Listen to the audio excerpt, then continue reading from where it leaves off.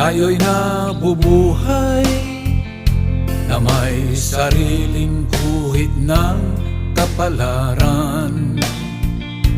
Tayo'y dapat magpasalamat dahil tayo'y nilikha ng may kapal.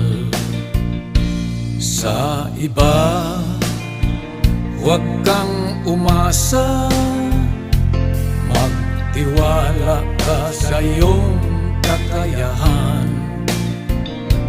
pagkat dapat mong matutunan ang